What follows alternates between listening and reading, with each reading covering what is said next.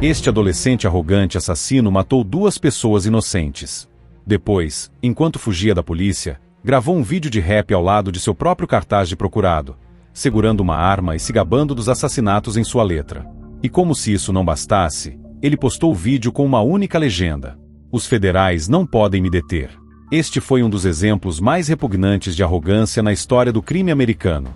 Se você gosta de histórias de crimes reais como esta, inscreva-se agora e fique comigo. No tribunal, o silêncio nunca é absoluto. Ele sempre carrega peso. Respirações contidas, passos ecoando no chão frio, o farfalhar nervoso de papéis nas mãos de quem espera justiça ou absolvição. Mas naquele dia, o silêncio foi quebrado por algo inesperado. Um riso. Um riso deslocado, insolente, quase debochado. Um riso que não combinava com o nome que ecoava na sala. Ethan Walker, 21 anos, morto dentro da própria casa. O jovem no banco dos réus parecia confortável demais para alguém acusado de assassinato. Ombros soltos. Olhar desafiador. Nenhuma lágrima. Nenhum sinal de arrependimento. Para ele, aquele tribunal parecia apenas mais um palco. E, naquele momento, ele realmente acreditava que nada ali poderia tocá-lo. O nome dele era Tamorkavon MC Intri. Para a internet, ele já era outra coisa. Taika. Um rapper adolescente que confundiu atenção com poder, fama com imunidade. Um garoto que acreditou que likes, streams e seguidores podiam ser mais fortes do que provas, testemunhas e jurados. Mas essa história não começa no tribunal. Começa muito antes, numa noite comum que terminou em tragédia. Era 26 de julho de 2016, em Mansfield, Texas. Uma daquelas noites quentes de verão em que jovens adultos se reúnem sem imaginar que suas vidas estão prestes a ser divididas em antes e depois. Ethan Walker estava em casa com amigos. Nada de festas ilegais, nada de drogas, nada de dinheiro escondido. Apenas gente jovem vivendo a própria rotina. Até que a porta se abriu à força. Adolescentes mascarados invadiram a casa armados. Gritos. Ordens. Todo mundo no chão. Aquele não era um ataque aleatório. Era um plano. Um assalto cuidadosamente arquitetado por um grupo que acreditava que ali existiam drogas e dinheiro. A informação era falsa.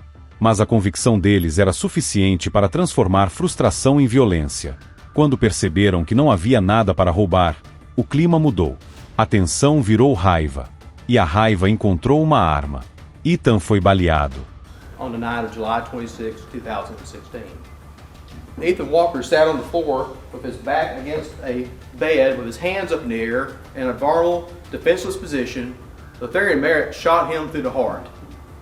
Didn't shoot him in the hand, didn't shoot him in the foot, didn't fire off a warning shot to scare him. He shot him center mass. Um amigo também foi atingido, mas sobreviveu. Ethan não teve essa chance. Ele morreu por algo que não existia. Nenhum dinheiro. Entre os responsáveis por planejar aquele assalto estava Taika, então com apenas 16 anos. A polícia agiu rápido. O grupo foi identificado. Prisões aconteceram. Taika foi acusado de homicídio e roubo agravado. Por ser menor de idade, aguardaria o julgamento em prisão domiciliar, usando uma tornozeleira eletrônica. Era ali que a história poderia ter seguido um caminho diferente. Mas a arrogância não combina com espera.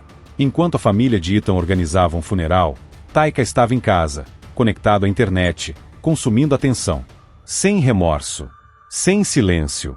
Sem noção do peso do que havia feito. Meses se passaram. Até que, em março de 2017, ele decidiu que não iria mais esperar. Postou no Twitter, o house arrest. Pegou uma tesoura.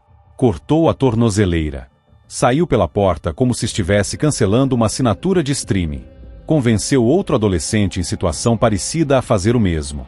Em minutos, 2 acusados de crimes violentos estavam foragidos, por escolha própria.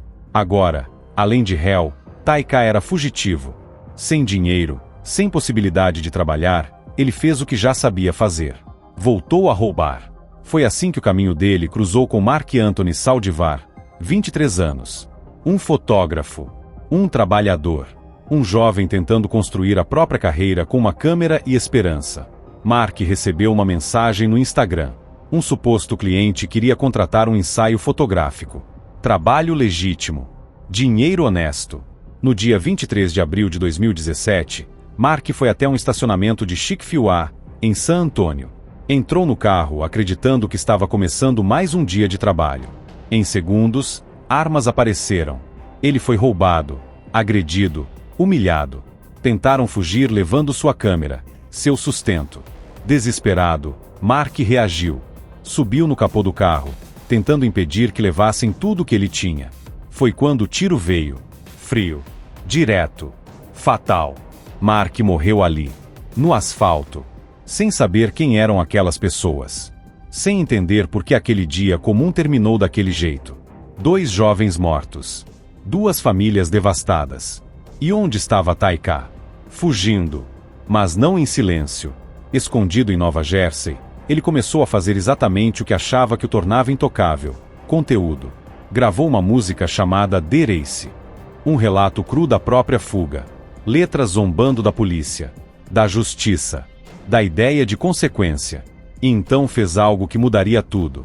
No clipe, Taika aparece segurando uma arma, sorrindo. E, em um momento que chocaria o país inteiro, ele posa ao lado do próprio cartaz de procurado por homicídio. Como se fosse uma conquista. Como se estivesse vencendo um jogo. Quando publicou o vídeo, escreveu: "The feds can't hold me back." Em menos de 24 horas, ele estava preso. A internet o tornou famoso, mas também o entregou. E o que ele ainda não sabia, o que ninguém ali no tribunal parecia saber naquele momento, é que aquela música, aquele vídeo, aquele riso, não seriam seu escudo. Seriam sua sentença. O que parecia uma vitória virou uma armadilha perfeita.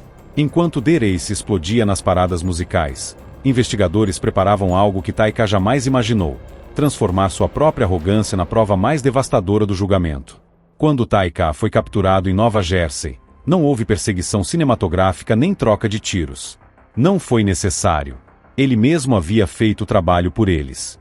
Cada verso, cada frame do clipe, cada postagem arrogante funcionou como um farol apontando exatamente onde ele estava. Menos de 24 horas depois de declarar ao mundo que os federais não podiam segurá-lo, a porta foi arrombada. A corrida acabou ali. Mas o que veio depois foi algo que nem investigadores experientes poderiam prever. Enquanto Taika era algemado, The Race começava sua própria trajetória, livre, viral e imparável. O vídeo se espalhou como fogo em palha seca. Milhares de visualizações viraram milhões. Milhões viraram centenas de milhões. A música entrou na Billboard Hot 100. Artistas famosos fizeram remixes. O nome Taika passou a circular nos mesmos espaços que estrelas consagradas do rap. Ele tinha 17 anos. E estava preso. Do lado de fora, adolescentes cantavam sua música como um hino. Do lado de dentro, 2 famílias tentavam entender como o homem acusado de matar seus filhos estava se tornando um fenômeno cultural. Para os pais de Ethan Walker, cada verso soava como uma afronta. Cada play era uma punhalada. Eles não viam arte. Viam sangue transformado em entretenimento. Viam o nome do filho desaparecer, enquanto o assassino ganhava seguidores, contratos e relevância. A defesa se apoiou exatamente nisso. É apenas arte. Essa foi a linha. Que a música não era uma confissão. Que o vídeo era performance. Number one, Tamar never touched, handled, loaded, cleaned, carried a firearm either before this incident that day, during the incident that day, or after the incident that day. There is not a scintilla of evidence that he did that. Tamar didn't anticipate this was going to happen. Durante o julgamento pelo assassinato de Ethan Walker, os detalhes voltaram à tona com força brutal. Testemunhas relataram o momento em que homens armados invadiram a residência. O pânico, a confusão, o tiro. Sobreviventes descreveram o som seco do disparo, o corpo caindo, o silêncio que veio depois. A promotoria deixou claro, mesmo que Taika não tivesse puxado o gatilho, ele ajudou a planejar o assalto. Ele entrou na casa armado. Ele participou da intimidação. Pela lei, isso bastava. O júri concordou. Em julho de 2019, Taika foi considerado culpado por assassinato e roubo agravado. A sentença veio pesada, 55 anos de prisão. Um adolescente condenado a passar a maior parte da vida atrás das grades. Para muitos, aquilo já seria o fim da história. Mas não era, porque Ethan não foi a única vítima. Enquanto aguardava julgamento pelo primeiro assassinato, a promotoria já preparava outro processo, ainda mais difícil de ignorar. O assassinato de Mark Saldivar, o fotógrafo morto enquanto tentava proteger o próprio sustento. Diferente do caso de Ethan, onde a defesa tentou diluir a responsabilidade, o caso Mark era direto, brutal, visual. Havia testemunhas. Havia contexto. Havia fuga. E havia uma linha do tempo clara ligando o crime à condição de foragido de Taika. Mais do que isso, havia música. Em 2025, quando Taika finalmente foi levado a julgamento pelo assassinato de Mark Saldivar, a promotoria fez algo que mudou completamente o clima do tribunal. Eles apertaram o play. The Race ecoou pela sala. Não como trilha sonora de sucesso, mas como prova. Os jurados assistiram ao réu sorrindo ao lado do próprio cartaz de procurado. Ouviram versos sobre fugir da polícia. Viram a arma. Viram a zombaria. Aquele vídeo, criado para desafiar o sistema, agora era exibido dentro do sistema, sob juramento, com cada detalhe sendo analisado. Não era mais marketing. Era evidência. A estratégia da defesa tentou novamente argumentar que Taika não havia agido sob paixão repentina. Senhor MC Intiri, quero que saiba que ouvi todas as evidências e a punição, e pensei se sua sentença deveria ou não ser suspensa. Não sei onde está sua mãe. Não sei onde está seu pai. Sei que você teve uma infância difícil e sei que esses crimes ocorreram quando você era muito jovem, e entendo a legislação vigente e o que as pessoas consideram ser um adulto. Ouvi o depoimento do especialista trazido pela defesa. Você já foi condenado por homicídio em outro condado e agora enfrenta outro homicídio aqui. A sentença de 55 anos é severa. Esta sentença de 80 anos também é severa. E estes são casos em que você precisa cumprir metade da pena, ou seja, um dia por cada dia cumprido. E eu reconheço isso. Espero que você amadureça. A sentença foi anunciada: 80 anos de prisão. Somados aos 55 anos anteriores, Taika recebeu um total de 135 anos. Uma condenação que, na prática, significava morrer na prisão. O garoto que riu no tribunal agora entendia o peso real das próprias escolhas. Com a sentença definida, restava apenas uma pergunta: como um adolescente conseguiu transformar crimes reais em entretenimento global? E o que isso diz sobre todos nós? Enquanto o tribunal encerrava os autos e as portas da prisão se fechavam atrás de Taika, algo paradoxal continuava acontecendo do lado de fora. Seu nome não desaparecia.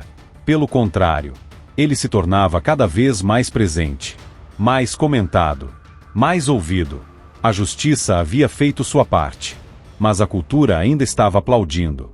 The Race não era apenas uma música. Tornou-se um símbolo de uma era. Porém, Taika não foi o único a achar que era uma lenda no tribunal. Na sua frente está Nicholas Lindsay. Ele tinha 16 anos. E acreditava, com a convicção arrogante de quem nunca enfrentou consequências reais, que isso tornava intocável. Nicholas Lindsay não se via como um assassino. Via-se como um garoto assustado, um adolescente comum andando pelas ruas de St. Petersburg, Flórida, numa noite qualquer. Mas o problema de decisões tomadas em segundos é que elas não perguntam quantos anos você tem antes de destruir tudo. Na noite de 21 de fevereiro de 2011, por volta das 22h30, uma ligação simples chegou ao 911. Um cidadão relatava algo aparentemente banal. Um jovem vestindo um moletom escuro, segurando um tijolo, pulando cercas e rondando casas próximas ao Tropicana Field. Para muitos, isso seria apenas mais um chamado rotineiro. Para a polícia, um possível furto em andamento. Para a família Crawford, aquele telefonema se tornaria o último capítulo de uma vida inteira. O oficial David Crawford, 46 anos, mais de 2 décadas de serviço, respeitado por colegas e conhecido por sua postura calma nas abordagens, foi um dos primeiros a responder ao chamado. Ele não chegou com sirenes ligadas, não saiu gritando ordens. Fez o que sempre fez, estacionou a viatura, saiu e se aproximou para fazer perguntas. Nada naquela abordagem indicava confronto. Nada indicava morte. Nicholas Lindsay correspondia à descrição. Quando viu o policial, parou. Virou-se. Por um breve segundo, tudo ficou suspenso. Aquele instante em que ainda existe escolha. Em que levantar as mãos, correr ou falar ainda são opções.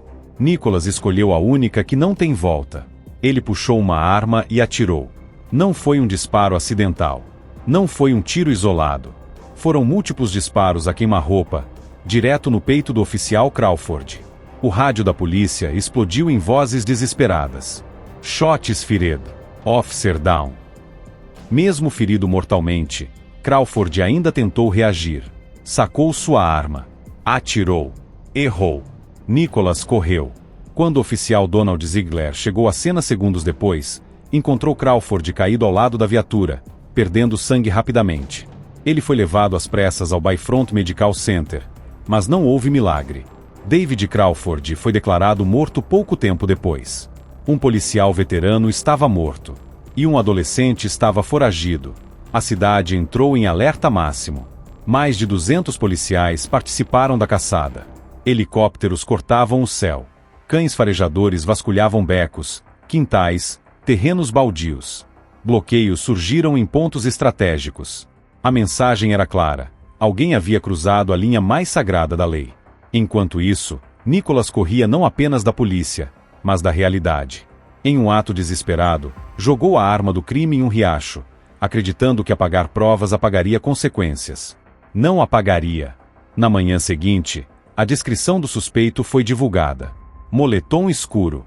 Adolescente. Próximo ao Tropicana Field.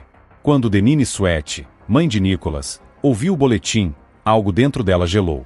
Cada detalhe encaixava perfeitamente demais. Ela não precisou da polícia para saber. Ela foi até o filho. Olhou nos olhos dele. Nicholas desabou. Chorou. Tremia. Não havia mais mentira que se sustentasse. Seu pai, Nicholas Lindsay Sr., estava presente. Os dois sabiam o que aquela confissão significava. Mesmo assim, tomaram a decisão mais dolorosa que um pai pode tomar. Entregaram o próprio filho. Quando a polícia chegou, Nicholas não resistiu. Não gritou. Não tentou fugir. Apenas abaixou a cabeça, como alguém que finalmente entende que o jogo acabou. Ele foi levado ao Juvenile Assessment Center, detido sem fiança. Na sala de interrogatório, com os pais ao lado, tudo foi registrado em vídeo. A voz de Nicholas falhava. Ele repetia a mesma palavra, scared, assustado. Don't do that, son. Right now, this is very scary. Okay, son. Okay. It's okay, son. I know, baby. It's okay. So it's gonna be It's gonna okay, be son. all right, It's gonna be baby. okay, son. It's I gonna be don't all want right. you This to is go. what I want. This is Dizia que entrou em pânico, que não queria morrer, que não queria ir para a prisão. Mas havia um detalhe impossível de ignorar. Ele atirou até a arma esvaziar. A confissão batia com tudo. As imagens de segurança, as pegadas, a balística. Cada prova empurrava o caso para uma única direção. Sua mãe chorava, consciente de que, naquele momento, estava perdendo o filho para sempre, mas sabendo que não havia outro caminho. Ser jovem não anula o que foi feito. Ter medo não ressuscita ninguém. Pouco tempo depois, um grande júri formalizou a acusação: assassinato em primeiro grau de um policial em serviço. Nicholas seria julgado como adulto. A defesa tentou mudar a narrativa. Um garoto assustado, um erro, um momento de pânico. A promotoria respondeu com fatos frios. 5 disparos certeiros, a curta distância. Isso não é pânico. Isso é decisão. Enquanto o processo avançava, algo começou a incomodar quem acompanhava o caso. Em suas primeiras aparições no tribunal, Nicholas sorria. Um sorriso curto. Nervoso para alguns. Provocador para outros. Para a família de David Crawford, aquilo foi um golpe quase tão violento quanto os tiros daquela noite. Eles não viam nervosismo. Viam desprezo. Nicholas parecia ainda acreditar que sua idade o protegeria. Que, de alguma forma, aquilo terminaria com um castigo brando, uma segunda chance rápida, ele é só um garoto. Mas o tribunal não funciona com ilusões. E quando o julgamento começou, ficou claro que aquela risada não sobreviveria ao peso da verdade que estava prestes a cair sobre ele. O tribunal não é um lugar de redenção. É um lugar de espelhos. Tudo que foi feito fora dali retorna amplificado, despido de desculpas, exposto sob luz fria. E quando Nicholas Lindsay atravessou aquelas portas algemado, ainda havia nele algo que não pertencia àquele ambiente: despreocupação. Do outro lado da sala estavam sentadas as pessoas que jamais deveriam estar ali. A viúva de David Crawford. A filha. Colegas de farda, em silêncio absoluto. Fileiras de uniformes azuis que pareciam formar uma muralha invisível entre o passado e o que ainda estava por vir. Nicholas entrou com o rosto neutro. Olhou ao redor. Sentou-se. E sorriu. Não foi um sorriso largo. Não foi riso aberto. Foi curto, quase automático. Um reflexo estranho, como se o corpo ainda não tivesse entendido o que a mente tentava negar. Para alguns, aquilo era nervosismo. Para outros, provocação. Para a família Crawford, foi uma afronta impossível de esquecer. A defesa se agarrou à única carta que restava: idade. Ele tinha 16 anos. Ele estava assustado. Ele entrou em pânico. Tentaram pintar o retrato de um garoto acuado por uma situação que saiu do controle. Disseram que Nicholas acreditava que a arma estava travada, que não queria matar, que apenas reagiu por instinto quando viu o policial se mover. Mas a promotoria não falava em sentimentos. Falava em fatos. 5 disparos. Curta distância. Nenhum erro. O promotor não levantou a voz. Não precisou.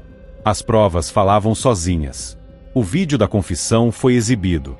O tribunal assistiu Nicholas chorar, gaguejar, dizer que estava com medo. Muitos desviaram o olhar. Alguns jurados choraram. Mas não choraram por ele. Choraram pelos pais sentados atrás, assistindo ao próprio filho se autodestruir diante de uma verdade irreversível. Choraram por uma família que, mesmo fazendo a coisa certa, perderia tudo. A confissão foi considerada válida. A tentativa da defesa de alegar pressão familiar caiu por terra. O juiz foi direto. Presença dos pais não invalida a verdade quando ela é espontânea. E então veio o momento que ninguém esquece. Durante o processo, sempre que o nome de David Crawford era citado, a câmera se voltava para a família. Olhos vermelhos. Mãos trêmulas.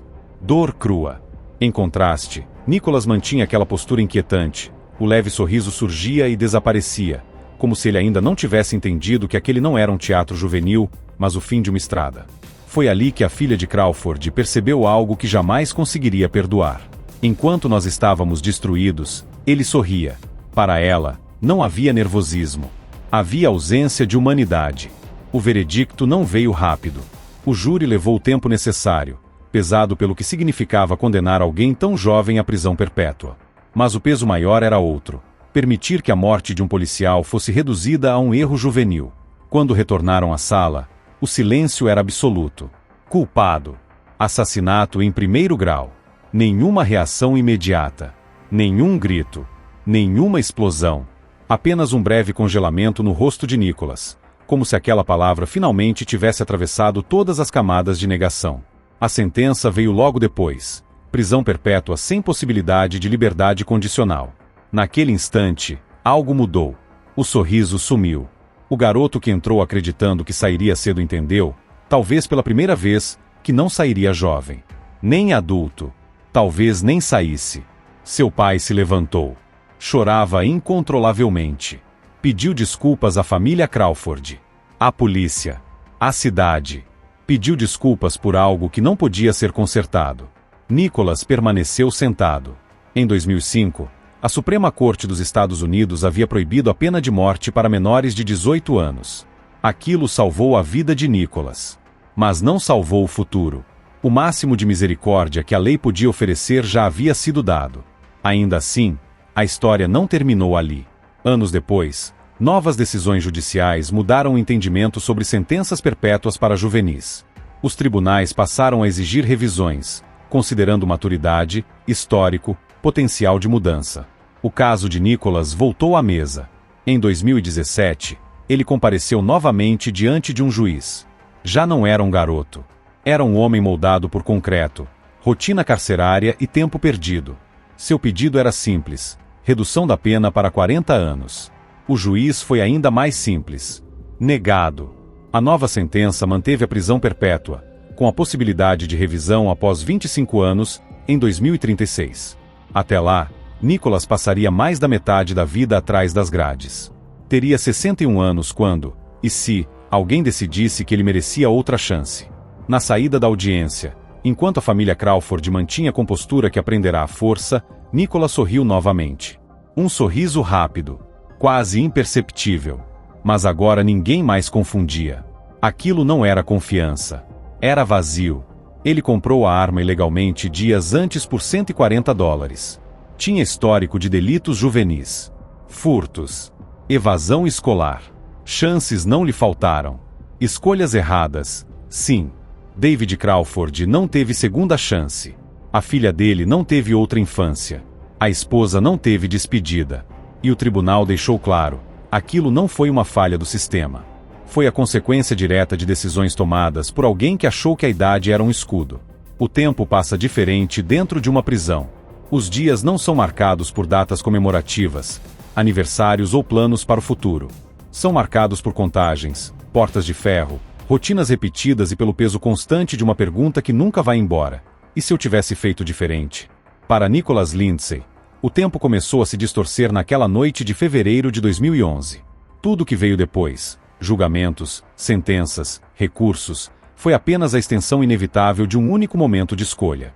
Ele tinha 16 anos. Mas o gatilho não se puxou sozinho. Durante anos, o caso dividiu opiniões.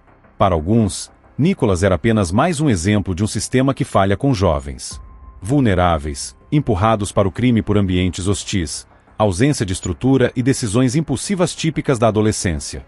Para outros, ele era prova de que juventude não pode ser usada como escudo quando uma vida é arrancada de forma consciente. E talvez a verdade esteja exatamente no meio desse abismo. Sim, o cérebro de um adolescente ainda está em formação. Sim, impulsividade e medo fazem parte dessa fase da vida. Mas também é verdade que Nicholas comprou uma arma ilegal dias antes. Também é verdade que ele escolheu andar armado naquela noite. E é inegável que, quando confrontado por um policial que apenas fazia seu trabalho, ele decidiu atirar, não uma, não duas, mas até a arma ficar vazia. Isso não foi um acidente. Foi uma sucessão de escolhas. O tribunal entendeu isso. E, ao longo dos anos, deixou claro que o objetivo da sentença não era vingança, mas responsabilidade. Quando a Suprema Corte mudou o entendimento sobre prisão perpétua para juvenis, Nicholas ganhou algo raro: uma possibilidade futura de revisão. Mas possibilidade não é promessa. Em 2036, se nada mudar, ele terá 61 anos quando alguém decidirá se o garoto que matou um policial ainda vive dentro do homem que passou décadas encarcerado. Até lá, cada dia é um lembrete silencioso de que o tempo que passa para ele não volta para ninguém mais. Enquanto isso, do lado de fora, o mundo seguiu sem David Crawford. Sua filha cresceu sem o pai. Cada conquista, cada dificuldade, cada momento importante aconteceu com uma ausência permanente. Sua esposa aprendeu a viver com uma cadeira vazia e uma rotina que nunca voltou ao normal. Os colegas de farda carregam não apenas a perda de um amigo, mas a lembrança constante de que aquela abordagem poderia ter sido qualquer um deles. Nada disso pode ser revisado. Nada disso pode ser reduzido. Quando Nicholas sorriu no tribunal, muitos viram ali a prova definitiva de sua falta de remorso. Outros insistem que era nervosismo, imaturidade, um mecanismo de defesa. Mas, no fim, pouco importa a interpretação. Porque o impacto daquele sorriso foi real. Ele se tornou o símbolo de uma desconexão profunda entre o que foi feito e o que foi perdido. A justiça, nesse caso, não falhou. Ela apenas fez algo que raramente é confortável. Tratou um adolescente como alguém capaz de causar danos irreparáveis. E talvez seja isso que mais incomode. Gostamos de acreditar que juventude significa redenção automática. Que erros cometidos cedo podem sempre ser apagados pelo tempo. Mas a verdade é que algumas decisões não permitem recomeços simples. Algumas escolhas atravessam uma linha invisível. E, depois dela, não há como voltar. Nicholas Lindsay não foi condenado apenas por matar um policial. Foi condenado por acreditar que poderia escapar das consequências. Por achar que o medo justificaria tudo. Por imaginar que sua idade seria suficiente para suavizar o peso de um ato extremo. Ele estava errado. O sistema não destruiu sua vida. Ele a entregou, segundo por segundo, naquela noite. E agora fica a pergunta que nenhum juiz, júri ou sentença consegue responder por completo. Apenas você, um adolescente que tira uma vida de forma consciente, merece uma segunda chance?